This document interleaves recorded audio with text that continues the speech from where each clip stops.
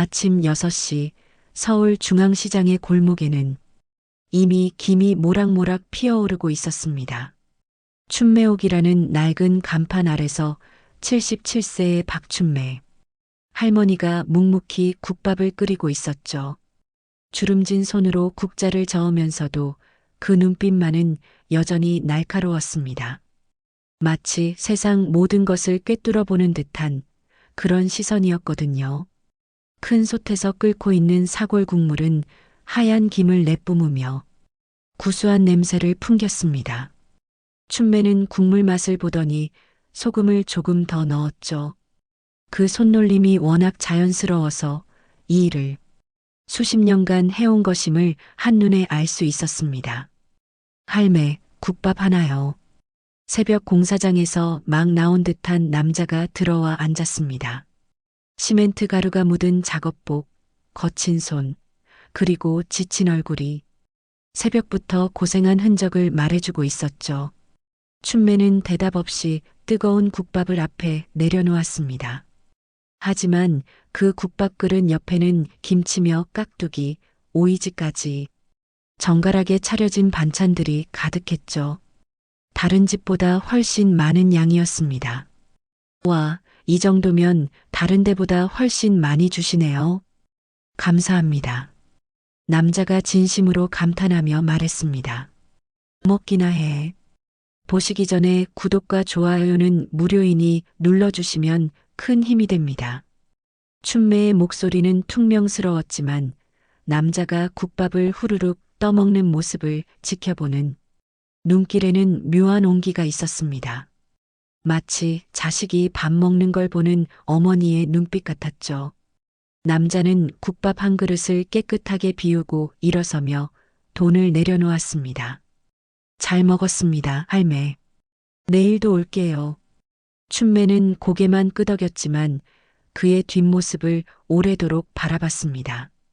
시장이 본격적으로 활기를 띠기 시작할 무렵 춘매는 큰 보온통에 국밥을 담아들고 골목 안쪽으로 향했습니다.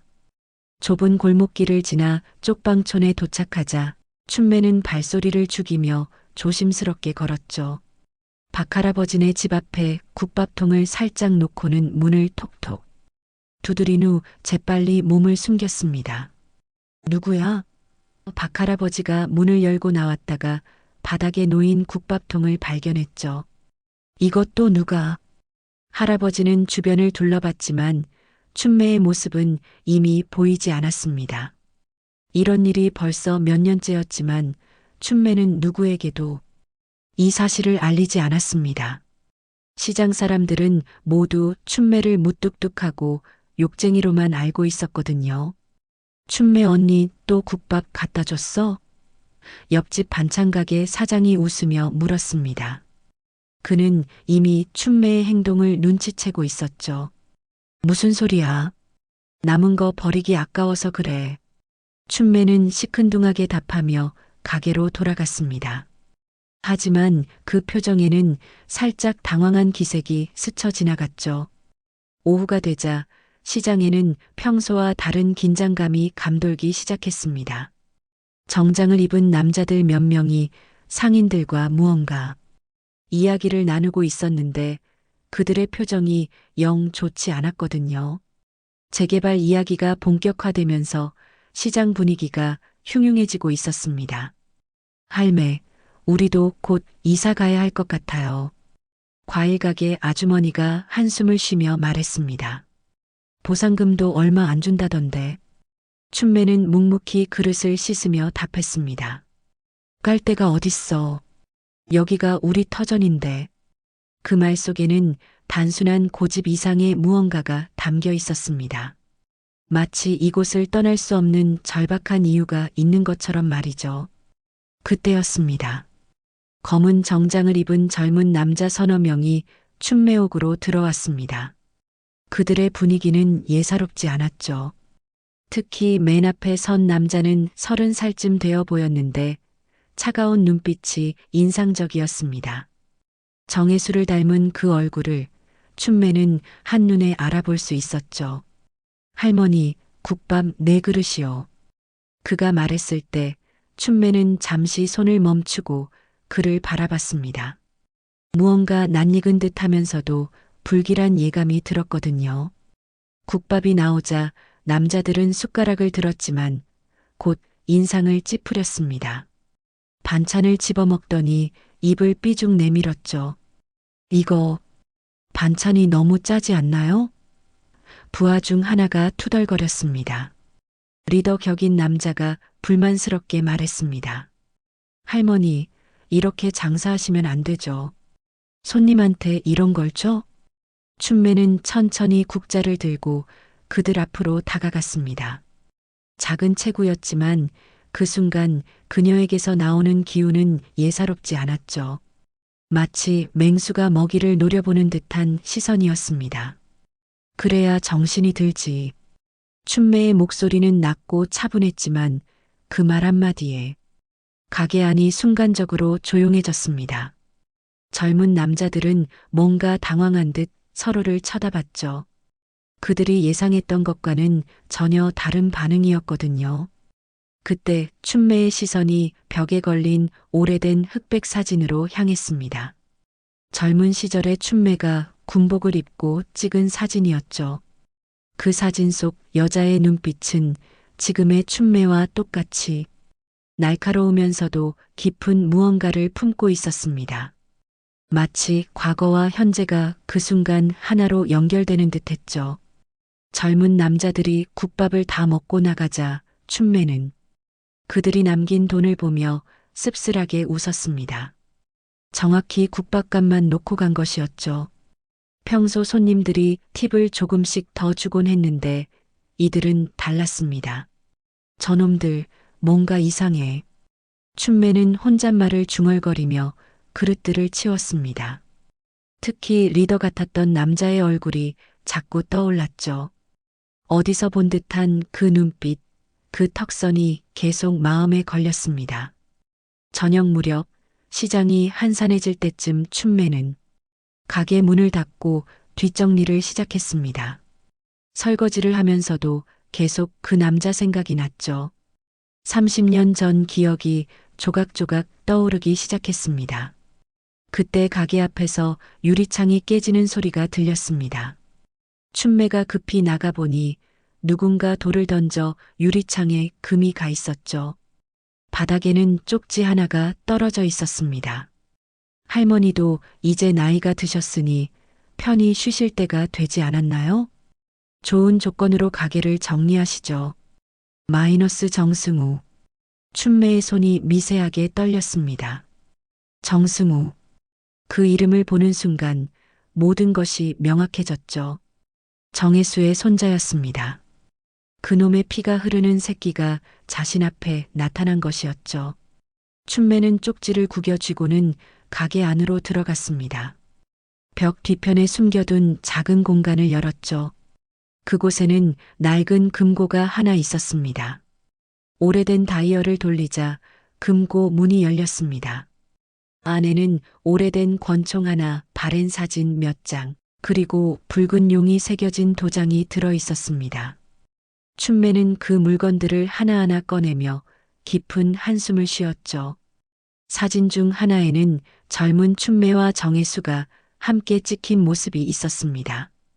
두 사람 모두 웃고 있었지만 지금 보니 그 웃음이 얼마나 허무한 것이었는지 알 수 있었죠. 정혜수? 춘매는 그 이름을 조용히 불러보았습니다. 30년 전 중국 흑룡강에서 무기 밀매 조직을 이끌던 자신에게 접근했던 한국인 남자. 사랑한다고 했던 그 남자가 결국 자신을 배신하고 떠났던 기억이 생생했습니다. 춘매는 권총을 손에 들고 느낌을 확인해 봤습니다. 30년이 지났지만 여전히 손에 익숙했죠. 하지만 곧 한숨을 쉬며 다시 금고에 넣었습니다. 이제 그런 일은 없어야 해. 춘매는 스스로에게 다짐했지만 마음 한편으로는 예전의 감각이 되살아나는 것을 느꼈습니다. 다음 날 아침 춘매는 평소보다 일찍 가게를 열었습니다. 하지만 마음은 복잡했죠. 정승우가 다시 올지 아니면 다른 방법으로 압박해 올지 알 수 없었습니다. 오전 중에 시장 상인들이 하나둘 찾아왔습니다. 모두들 걱정스러운 표정이었죠. 춘매 언니, 우리 가게에도 협박장이 왔어. 반찬 가게 사장이 떨리는 목소리로 말했습니다. 나도 마찬가지야. 이러다가 정말 쫓겨나는 거 아니야? 과일 가게 아주머니도 한숨을 쉬었습니다. 춘매는 묵묵히 이야기를 들었습니다. 정승우가 시장 전체를 압박하고 있다는 것을 알 수 있었죠. 그리고 자신이 마지막 목표라는 것도 짐작할 수 있었습니다. 걱정 마. 쉽게 당하지 않을 거야. 춘매의 말에 상인들은 조금 안심하는 듯 했지만 여전히 불안해했습니다. 오후가 되자 정승우가 혼자 나타났습니다. 어제와는 달리 부하들 없이 혼자였죠. 춘매는 그를 보자마자 정혜수의 모습이 겹쳐 보였습니다. 할머니, 어제 제 선물 받으셨죠? 정승우가 웃으며 말했습니다. 하지만 그 웃음에는 차가운 기운이 있었죠. 춘매는 대답 없이 국밥 한 그릇을 그 앞에 내려놓았습니다. 먹어. 전 배가 고프지 않은데요. 정승우가 거부했지만 춘매의 눈빛이 예사롭지 않다는 것을 느꼈습니다. 먹으라고 했어. 이번에는 명령조였습니다. 춘매의 목소리에는 30년 전 조직을 이끌던 시절의 위압감이 묻어 있었죠. 정승우는 마지못해 숟가락을 들었습니다. 국밥을 한 입 떠먹자 표정이 굳어졌죠. 어제보다 더 짰습니다. 너 이름이 정승우 맞지? 춘매가 조용히 물었습니다. 정승우는 놀란 표정으로 춘매를 바라봤습니다. 어떻게 제 이름을? 내 할아비. 정혜수? 죽은 줄 알았는데 손자가 있었구나. 춘매의 목소리에는 깊은 원망이 담겨 있었습니다. 정승우의 얼굴이 창백해졌습니다. 할머니, 도대체 누구세요? 제 할아버지를 어떻게 아세요? 춘매는 천천히 정승우 앞으로 다가갔습니다. 그리고는 조용히 말했죠. 나는 내 놈의 할아비가 짓밟고 간 인생이야. 그 순간 정승우는 춘매에게서 느껴지는 살기를 온몸으로 느꼈습니다. 이 할머니가 평범한 국밥집 사장이 아니라는 것을 직감적으로 알 수 있었죠. 30년의 세월이 감춰왔던 진짜 모습이 서서히 드러나기 시작했습니다. 정승우는 뒤로 물러서며 춘매를 경계했습니다. 할머니라고 생각했던 여자에게서 느껴지는 기운이 예상과 완전히 달랐거든요. 마치 언제든 자신을 해칠 수 있을 것 같은 위험한 분위기였습니다. 가게 안의 공기가 순식간에 무겁게 변했죠. 할머니, 도대체 제 할아버지와 무슨 관계이신지 모르겠지만 정승우가 말을 더듬었습니다. 목소리에 떨림이 있었죠. 앉아. 춘매의 명령에 정승우는 몸이 굳어졌습니다. 그 목소리에는 거부할 수 없는 압박감이 있었죠. 마치 군대에서 상관의 명령을 받는 것 같은 느낌이었습니다. 국밥 다 먹을 때까지 일어서지 마. 정승우는 마지못해 다시 자리에 앉았습니다. 국밥을 떠먹으면서도 춘매의 시선을 피할 수 없었죠. 그 눈빛에는 30년간 쌓인 분노와 원망이 가득했습니다. 단순한 국밥집 할머니가 아니라는 것을 온몸으로 느꼈습니다. 춘매는 천천히 앞치마를 벗고 의자에 앉았습니다. 그 동작 하나하나에 위압감이 있었죠. 1987년 중국 흑룡강성. 너희 할아비가 거기서 뭘 했는지 알고 있냐? 정승우는 숟가락을 멈추고 춘매를 바라봤습니다. 할아버지는 사업을 하셨다고 들었습니다. 목소리가 작아졌죠. 사업? 춘매가 비웃었습니다. 그 웃음소리가 가게 안에 차갑게 울렸죠. 그래, 사업이지. 무기 밀매 사업 말이야. 정승우의 얼굴이 더욱 창백해졌습니다. 숟가락을 든 손이 미세하게 떨렸죠. 할아버지에 대해 제대로 알고 있는 것이 없다는 것을 깨달았습니다. 춘매는 벽에 걸린 흑백 사진을 가리켰습니다. 그때 난 조선족 무기 밀매 조직의 여두목이었어. 사람들은 나를 흑룡강의 붉은 그림자라고 불렀지. 말도 안 돼. 정승우가 중얼거렸습니다. 지금의 국밥집 할머니와 그 이야기가 도저히 연결되지 않았거든요. 춘매는 갑자기 일어서서 정승우 뒤로 돌아갔습니다. 정승우는 뒤를 돌아보려 했지만 춘매의 손이 그의 어깨를 꽉 눌렀죠. 그 힘이 생각보다 강해서 정승우는 움직일 수 없었습니다. 내 할아비는 한국에서 온 무기 구매상이었어. 처음엔 그냥 거래 상대였지. 춘매의 목소리가 정승우의 귓가에서 속삭였습니다. 하지만 시간이 지나면서 우린 서로 사랑하게 됐어. 정승우는 소름이 돋았습니다. 춘매의 목소리에 담긴 감정이 너무나 생생했거든요. 춘매는 다시 정승우 앞으로 돌아와 앉았습니다. 정혜수는 내게 한국으로 함께 가자고 했어. 모든 걸 버리고 새로운 삶을 시작하자고 했지. 춘매의 눈에 눈물이 맺혔습니다. 바보 같은 나는 그 말을 믿었어. 정승우는 국밥을 먹는 것도 잊고 춘매의 이야기에 빨려들었습니다. 마치 드라마를 보는 것 같았죠. 조직에서 손을 떼려고 했어. 정혜수와 함께 평범하게 살고 싶었거든. 춘매가 계속했습니다.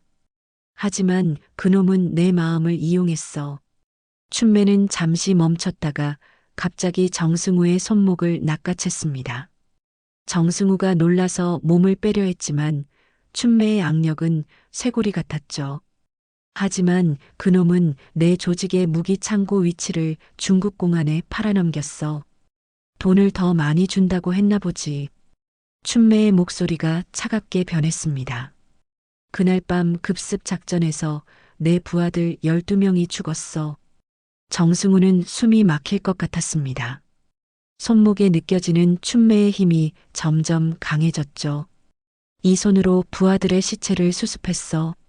춘매가 정승우의 손목을 더 세게 잡았습니다. 이 손으로 배신자들을 처리했고 정승우는 고통스러워했지만 차마 소리를 낼 수 없었습니다. 춘매는 갑자기 손을 놓았습니다.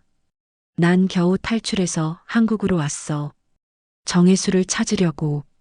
정승우는 손목을 문지르며 춘매를 바라봤습니다. 이 할머니가 정말로 위험한 사람이라는 것을 확신하게 되었죠. 하지만 그놈은 이미 결혼해서 아들까지 낳고 살고 있더라고. 춘매는 주먹을 꽉 쥐었습니다. 그게 내 아버지겠지.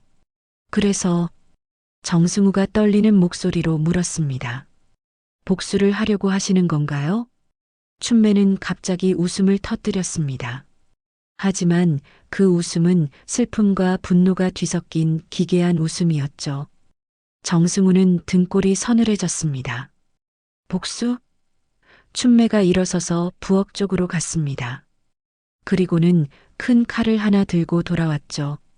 30년이 지났는데 정승우는 의자에서 일어서려 했지만 춘매가 칼을 탁자에 내려 찍었습니다. 쾅 하는 소리에 정승우는 다시 주저앉았죠. 복수는 이미 끝났어. 춘매가 칼날을 쓰다듬으며 말했습니다. 정혜수는 10년 전에 죽었거든. 간암으로. 정승우는 놀랐습니다. 할아버지의 죽음을 춘매가 알고 있다는 사실에 충격을 받았죠. 난 그놈이 죽을 때까지 지켜봤어. 사업 실패하고 가족들한테 버림받고 혼자 쓸쓸히 죽어가는 모습을. 춘매의 목소리에는 만족감이 섞여 있었습니다. 병원에서 마지막 숨을 거둘 때도 내가 보고 있었어. 정승우는 온몸에 소름이 돋았습니다. 그럼 왜 저한테? 정승우가 혼란스러워했습니다. 춘매는 칼을 집어들고 정승우에게 천천히 다가갔습니다. 너희가 내 마지막 안식처를 건드렸으니까. 정승우는 의자에서 벌떡 일어났지만 뒤로 물러설 곳이 없었습니다. 이 시장이, 이 가게가 내가 30년간 지켜온 전부야. 그걸 뺏으려고 하면 춘매가 칼끝을 정승우의 목에 가져다 댔습니다. 그때는 이야기가 달라져. 정승우는 숨을 멈췄습니다. 칼날의 차가운 감촉이 피부에 닿았죠. 내 할아비의 죄는 내 것이 아니야. 춘매가 속삭였습니다. 하지만 내가 내 터전을 위협한다면 난 예전의 내가 될 수밖에 없어. 그때 갑자기 춘매는 칼을 거두었습니다. 정승우는 그제야 숨을 쉴 수 있었죠. 오늘은 경고야. 춘매가 말했습니다. 다음엔 진짜로 할 거야. 정승우는 비틀거리며 가게를 나갔습니다. 춘매는 그의 뒷모습을 보며 쓴웃음을 지었죠. 30년 만에 다시 깨어난 흑룡강의 붉은 그림자를 자신도 느낄 수 있었습니다. 정승우가 가게를 나간 후 춘매는 한동안 그 자리에 서 있었습니다. 손에 든 칼을 내려다보며 깊은 한숨을 쉬었죠. 30년간 봉인해 두었던 과거가 다시 깨어나고 있다는 것을 느꼈습니다. 칼날에 비친 자신의 모습이 어제의 국밥집 할머니가 아니라 과거의 붉은 그림자처럼 보였습니다. 밤이 깊어갈 무렵 춘매는 다시 숨겨둔 금고를 열었습니다. 이번에는 권총뿐만 아니라 오래된 전화번호부까지 꺼냈죠. 30년간 사용하지 않았던 연락처들이 빼곡히 적혀 있었습니다. 춘매는 그 중에서 2개의 번호를 찾았죠. 왕서방과 이노인이라고 적힌 번호였습니다. 휴대폰을 꺼내 첫 번째 번호로 전화를 걸었습니다. 한참을 기다리자 거친 남자 목소리가 들렸죠. 여보세요. 중국어였습니다. 왕서방 나야. 춘매. 춘매도 중국어로 대답했습니다. 전화 너머로 잠시 침묵이 흘렀습니다. 그리고는 믿을 수 없다는 듯한 목소리가 들렸죠. 춘매 언니, 정말 언니세요? 30년 만이잖아요. 한국으로 올 수 있어? 지금 당장. 춘매가 바로 본론을 꺼냈습니다. 무슨 일이세요? 왕서방의 목소리에 걱정과 기대가 묻어 있었습니다. 마지막 일이야. 30년 전 그 배신자의 손자가 나타났어. 춘매의 목소리는 확고했습니다. 왕서방은 잠시 고민하더니 단호하게 대답했습니다. 언니가 부르시면 가야죠. 언제까지요? 내일 밤까지. 서울중앙시장으로 와. 그리고 예전 물건들 챙겨와. 전화를 끊고 춘매는 2번째 번호로 다시 전화를 걸었습니다. 이노인인가? 춘매가 물었습니다. 이 목소리. 춘매야? 정말 춘매야? 이노인이 놀라며 반가워했습니다. 마지막 부탁이 있어. 도와줄 수 있어? 언니를 위해서라면 뭐든지. 이노인의 대답은 즉석에서 나왔습니다. 다음 날 오후 정승우가 다시 나타났습니다. 이번에는 부하 6명을 데리고 왔죠. 어제와는 달리 더욱 당당하고 오만한 모습이었습니다. 할머니, 어제 우리 사이에 오해가 있었던 것 같네요. 정승우가 비웃으며 말했습니다. 춘매는 대답 없이 국밥을 끓이고 있었습니다. 할머니가 과거에 어떤 분이셨든 지금은 그냥 평범한 국밥집 사장님이잖아요. 정승우가 계속했습니다. 그때 부하 중 하나가 비웃으며 끼어들었습니다. 할머니, 무협지 너무 많이 보신 거 아니에요? 다른 부하들도 웃어댔습니다. 77세에 뭘 할 수 있겠어요? 춘매가 천천히 고개를 들었습니다. 현실? 그 목소리에는 섬뜩한 무언가가 있었죠. 네. 할머니 나이에 무슨 일을 하실 수 있겠어요? 정승우가 확신에 찬 목소리로 말했습니다. 춘매는 국자를 내려놓고 그들을 바라봤습니다. 나이가 문제라고? 그 순간 가게 안의 분위기가 급변했습니다. 춘매의 눈빛이 변했습니다. 마치 사냥감을 노려보는 맹수의 시선이었죠. 부하들의 웃음이 멈췄습니다. 그럼 한번 보자. 춘매가 중얼거리며 앞치마를 벗었습니다. 그리고는 부엌 쪽으로 걸어갔죠. 정승우는 뭔가 불길한 예감이 들었습니다. 할머니, 뭐 하시는 거예요? 춘매가 부엌에서 돌아올 때 손에는 큰 식칼이 들려 있었습니다. 갑자기 춘매가 식칼을 공중으로 던졌습니다. 부하들이 깜짝 놀라 뒤로 물러섰지만 칼은 정확히 천장의 나무 기둥에 박혔죠. 손잡이가 아직도 진동하고 있었습니다. 30년 전엔 이런 거로 사람 목을 베었어. 춘매가 조용히 말했습니다. 가게 안이 순간 조용해졌습니다. 누구도 감히 움직이지 못했죠. 정승우는 목이 마르는 것을 느꼈습니다. 할머니, 오늘 밤 12시, 춘매가 말했습니다. 여기서 기다리고 있을 테니까 정 끝장을 보고 싶으면 와. 정승우와 부하들은 서둘러 가게를 나갔습니다. 그날 밤 10시 시장이 조용해진 후 춘매는 가게 앞에서 기다리고 있었습니다. 멀리서 두 명의 남자가 걸어오는 것이 보였죠. 언니, 왕서방이 춘매를 보자마자 달려왔습니다. 춘매야, 정말 오랜만이다. 이노인도 감격스러워했습니다. 세 사람은 춘매옥 안으로 들어갔습니다. 춘매는 그들에게 국밥을 대접하며 상황을 설명했죠. 정혜수의 손자가 이 시장을 밀어내려고 해. 춘매가 말했습니다. 정혜수?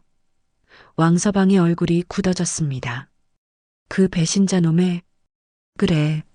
그놈은 이미 죽었지만 손자가 남아있더라고. 이노인이 주먹을 쥐었습니다. 그래서 우리를 부른 거야? 마지막이야.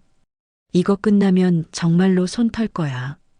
춘매의 목소리에는 결연함이 있었습니다.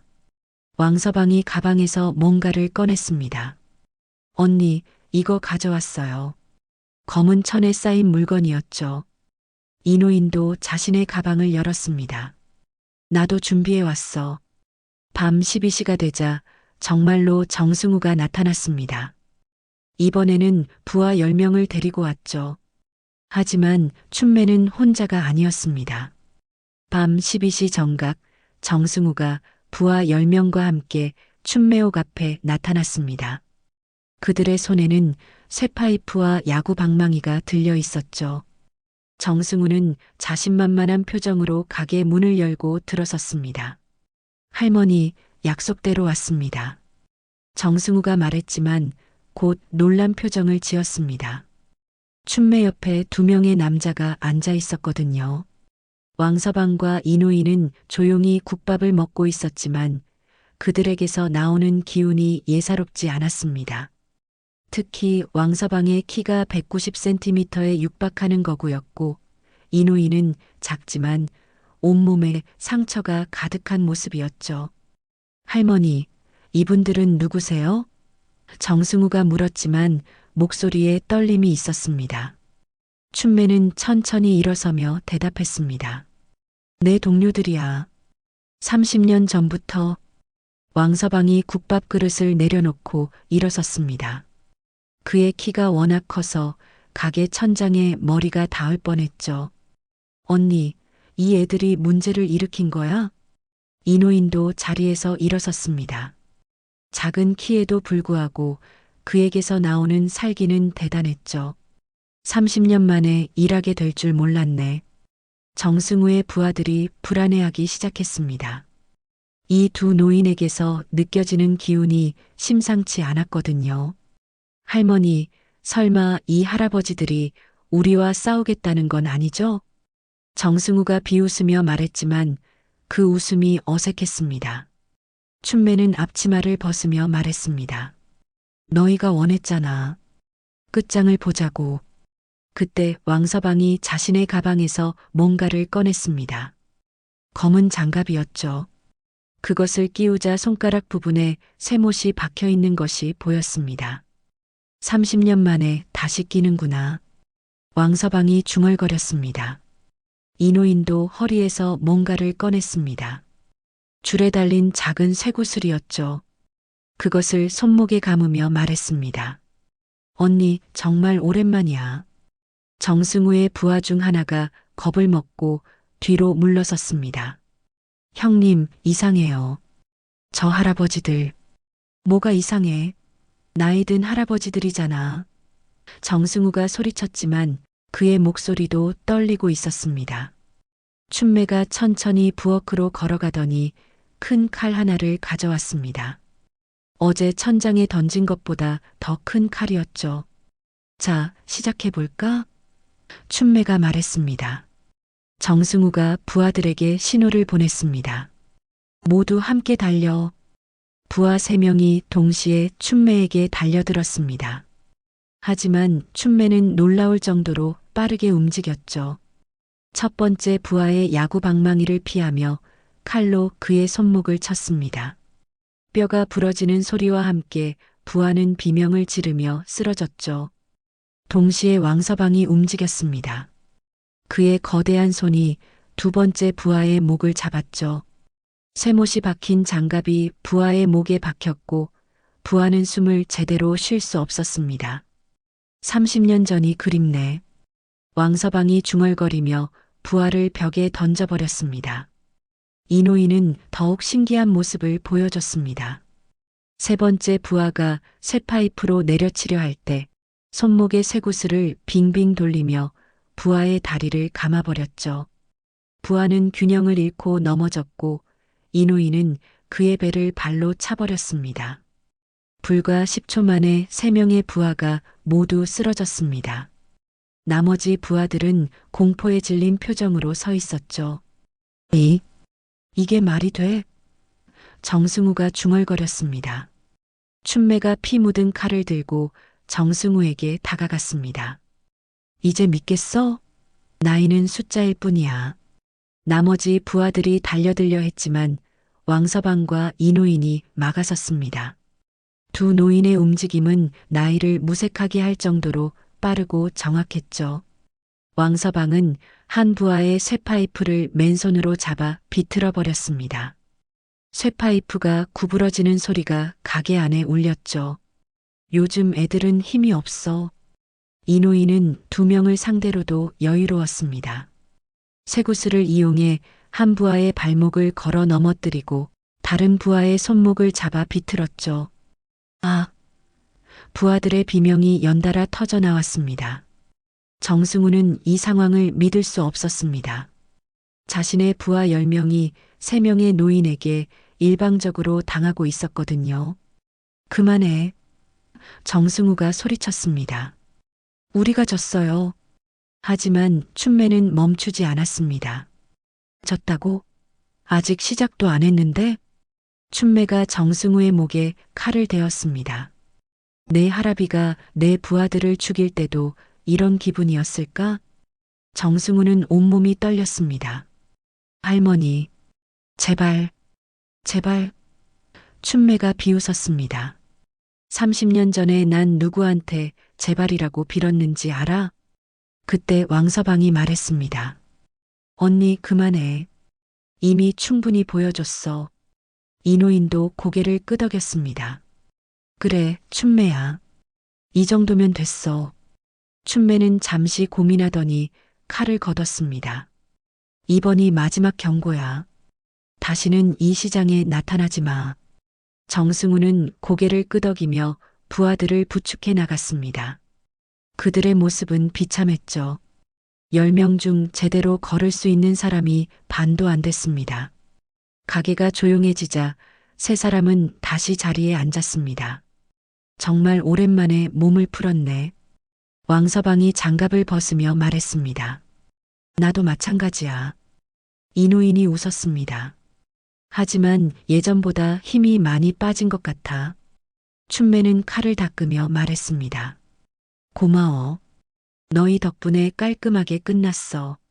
언니, 정말 이번이 마지막이겠지? 왕서방이 물었습니다. 그래. 이제 정말로 국밥만 팔 거야. 춘매가 대답했습니다. 하지만 3사람 모두 알고 있었습니다. 정승우가 이렇게 쉽게 포기하지 않을 것이라는 것을. 진짜 전쟁은 이제 시작일 뿐이었죠. 밖에서는 정승우가 부하들을 차에 태우며 이를 갈고 있었습니다.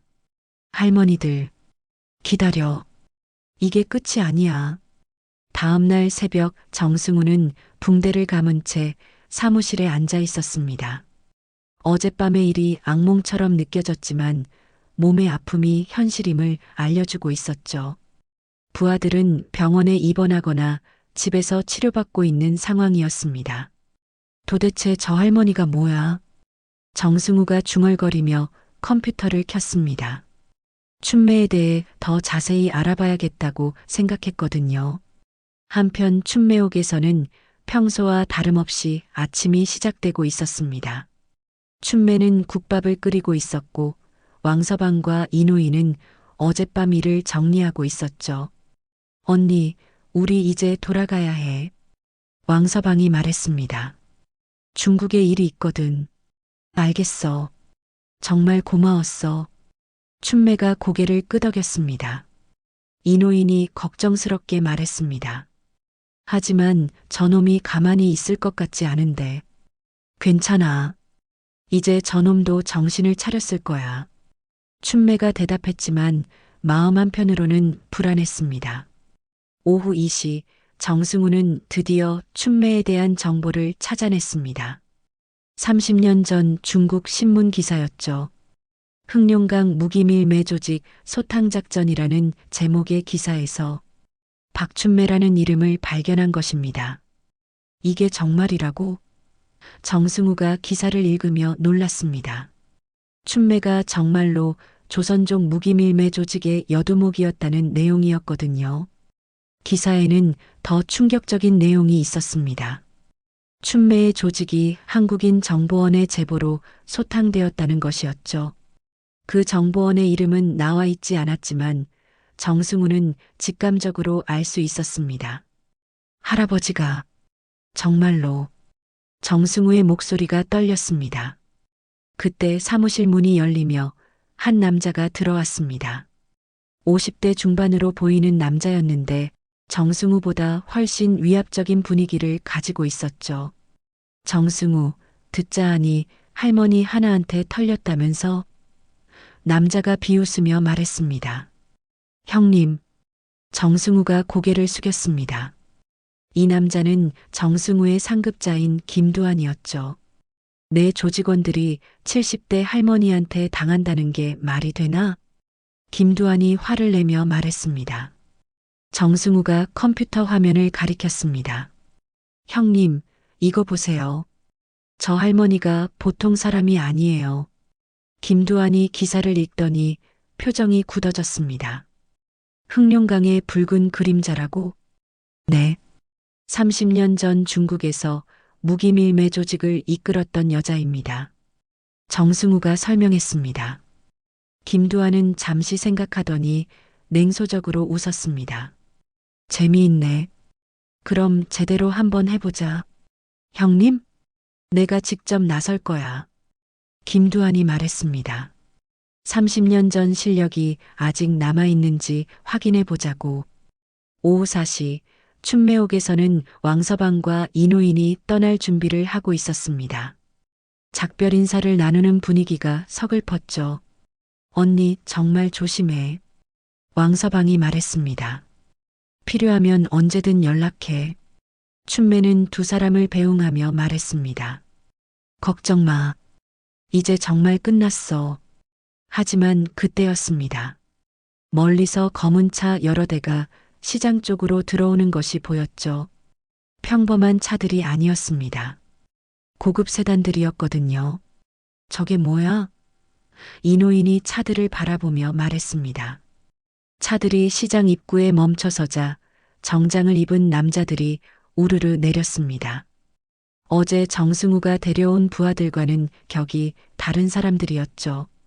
모두 프로페셔널한 분위기를 풍겼습니다. 김두한이 맨 앞에서 내렸습니다. 그의 걸음걸이에서 자신감이 넘쳐 흘렀죠. 저놈이 우두머리인 것 같은데. 왕서방이 중얼거렸습니다. 춘매는 그들을 보며 한숨을 쉬었습니다. 정승우, 그놈이 윗사람을 부른 모양이네. 언니, 우리가 도와줄까? 이노인이 물었습니다. 아니야. 너희는 가. 이건 내 문제야. 춘매가 단호하게 말했습니다. 김두한 일행이 시장 안으로 들어오자 상인들이 하나둘씩 가게 문을 닫기 시작했습니다. 분위기가 심상치 않다는 것을 느꼈거든요. 김두한은 춘매옥 앞에 서서 안을 들여다봤습니다. 춘매가 평온하게 국밥을 끓이고 있는 모습이 보였죠. 정말 평범한 국밥집 할머니 같은데? 김두한이 비웃었습니다. 하지만 그때 춘매가 고개를 들어 김두한과 눈이 마주쳤습니다. 그 순간 김두한은 섬뜩함을 느꼈죠. 춘매의 눈빛이 예상과 달랐거든요. 김두한과 부하 5명이 춘매옥으로 들어갔습니다. 가게 안의 분위기가 급격히 무거워졌죠. 안녕하세요, 할머니. 김두한이 정중하게 인사했습니다. 저는 정승우의 상사입니다. 춘매는 대답 없이 국밥을 계속 끓이고 있었습니다. 어제 저희 부하들이 실례를 많이 범했다고 들었습니다. 김두한이 계속 말했습니다. 사과드리러 왔어요. 그때 춘매가 처음으로 입을 열었습니다. 사과? 네. 그리고 김두한이 잠시 멈췄다가 말했습니다. 제대로 된 제안을 하려고 합니다. 춘매가 국자를 내려놓고 김두한을 바라봤습니다. 무슨 제안? 김두한이 웃으며 대답했습니다. 할머니께서 저희와 협력해 주시면 이 시장을 그대로 두겠습니다. 협력? 네. 할머니의 과거 경력을 보니 저희에게 도움이 될 것 같아서요. 김두한의 눈빛이 날카로워졌습니다. 춘매는 그제야 김두한의 진짜 의도를 알았습니다. 이 남자는 자신을 이용하려는 것이었죠. 거절하면? 춘매가 물었습니다. 김두한의 웃음이 차가워졌습니다. 그럼 어쩔 수 없죠. 이 시장뿐만 아니라. 그때 춘매가 갑자기 일어섰습니다. 그 순간 가게 안의 공기가 얼어붙는 것 같았죠. 협박하는 거야? 춘매가 조용히 말했습니다. 김두한도 긴장하기 시작했습니다. 춘매에게서 느껴지는 기운이 예상보다 훨씬 강했거든요. 진짜 대결이 시작되려 하고 있었습니다. 협박하는 거야? 춘매의 목소리가 가게 안에 낮게 울렸습니다. 그 순간 김두한은 등골이 서늘해지는 것을 느꼈죠. 춘매의 눈빛에서 30년 전 흑룡강의 붉은 그림자의 모습이 되살아나고 있었습니다. 김두한은 당황했지만 체면을 유지하려 노력했습니다. 협박이라니요. 그냥 현실적인 제안을 한 것뿐입니다. 춘매가 천천히 앞치마를 벗기 시작했습니다. 현실적인 제안? 그때 김두한의 부하 중 하나가 춘매를 향해 한 발 다가섰습니다. 하지만 춘매가 그를 쳐다보는 순간 부하는 움직임을 멈췄죠. 마치 사자에게 노려당한 양 같았습니다. 30년 전에도 너희 같은 놈들이 있었어. 춘매가 말했습니다. 겉으로는 정중하게 말하면서 뒤로는 칼을 숨기고 있는 김두한이 긴장한 목소리로 말했습니다. 할머니, 감정적으로 생각하지 마세요. 저희는 진심으로. 진심? 춘매가 비웃었습니다. 정혜수도 그렇게 말했어. 진심으로 사랑한다고, 함께 새로운 삶을 살자고. 그 순간 춘매는 부엌 쪽으로 움직였습니다. 김두한의 부하들이 긴장하며 자세를 취했지만 춘매는 그들을 신경 쓰지 않았죠. 하지만 그놈은 내 부하들을 팔아넘겼어. 춘매가 큰 칼을 들고 돌아왔습니다. 12명이 한밤에 죽었지. 김두한은 이제야 상황의 심각성을 깨달았습니다. 할머니, 진정하세요. 우리는 대화로. 대화? 춘매가 칼을 탁자에 내려 찍었습니다. 쿵 하는 소리와 함께 나무 탁자에 깊은 자국이 났죠. 부하들이 무기를 꺼내려 했지만 김두한이 손짓으로 막았습니다. 이 상황에서 무력 충돌은 위험했거든요. 그때 가게 밖에서 소음이 들렸습니다. 왕서방과 이노인이 돌아온 것이었죠.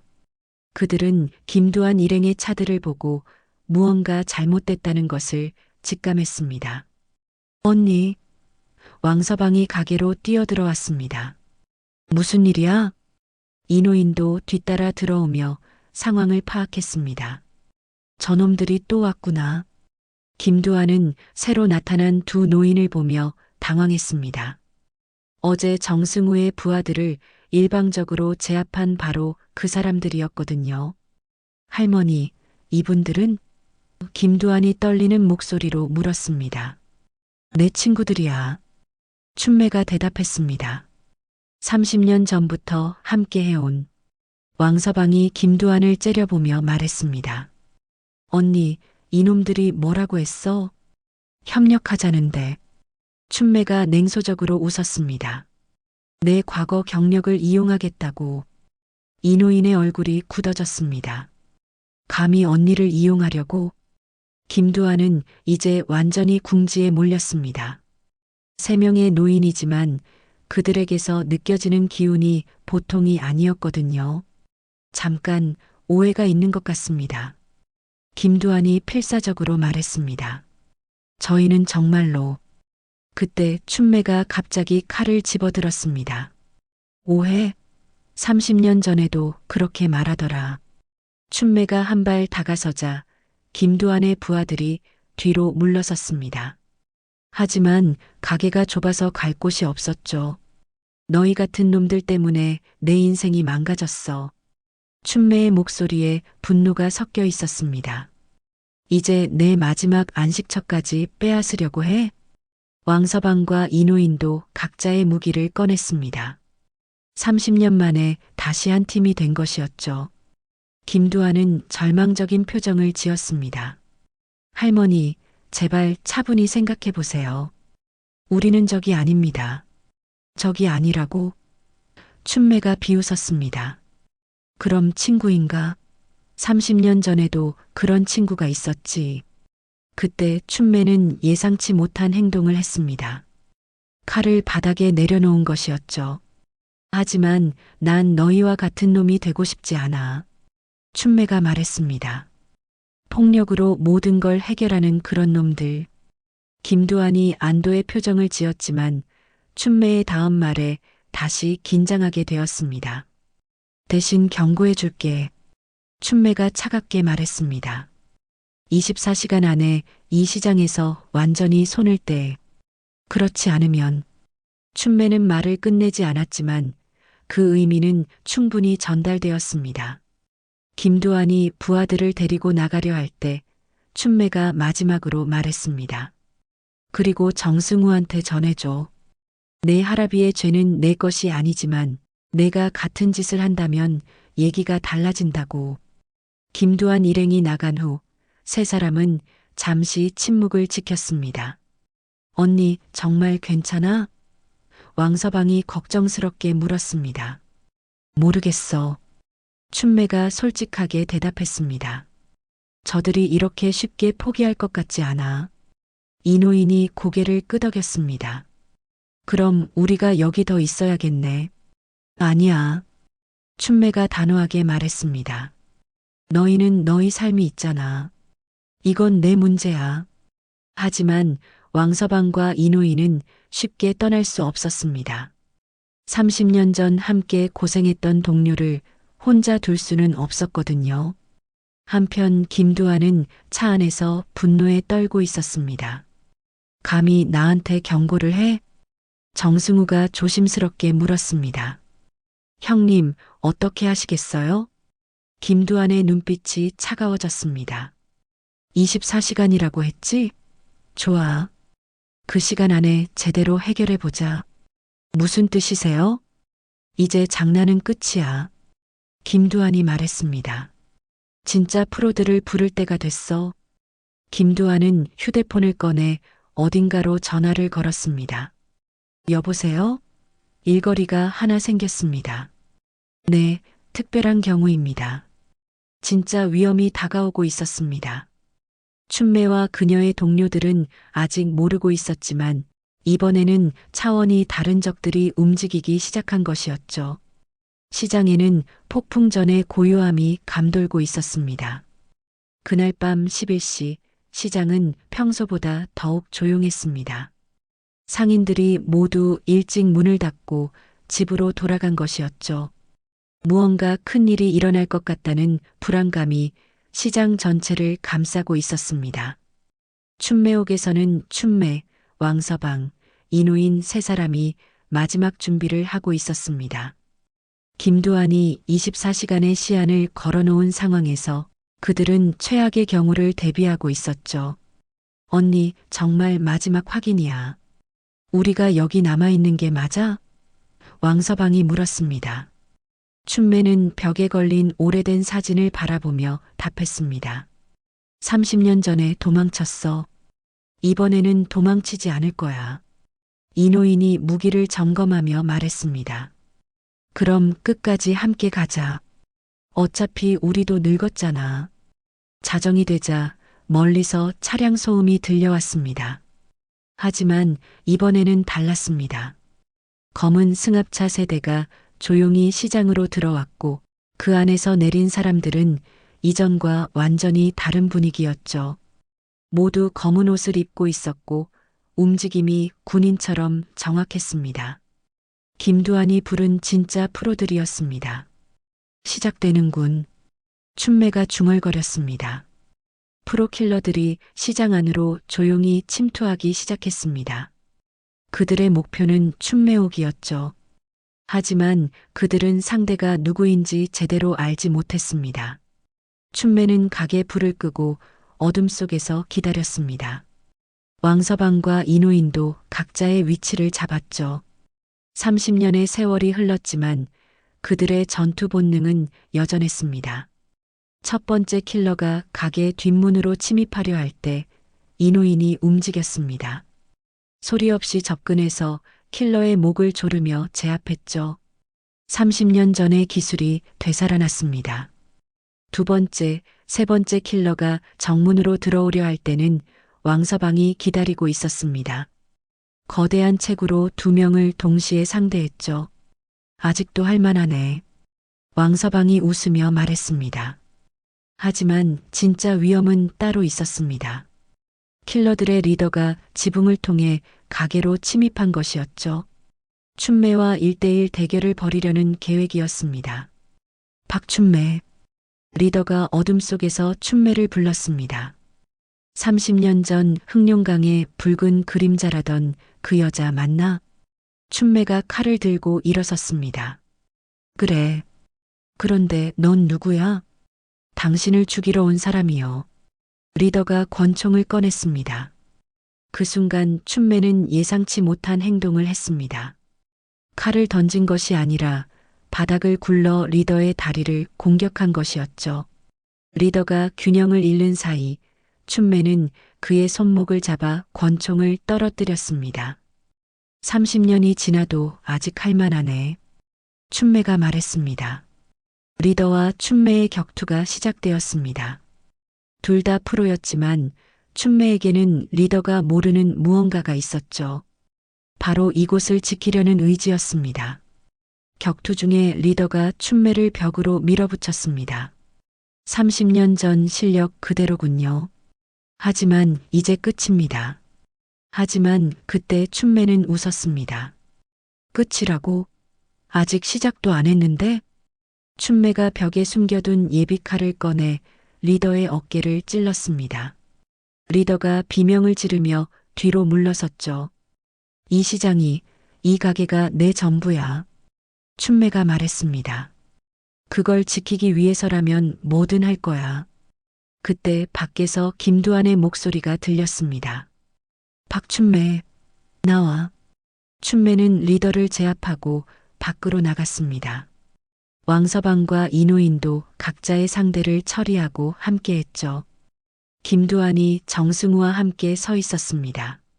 하지만 그들의 표정은 패배감으로 가득했죠. 할머니, 정승우가 떨리는 목소리로 말했습니다. 제가 잘못했습니다.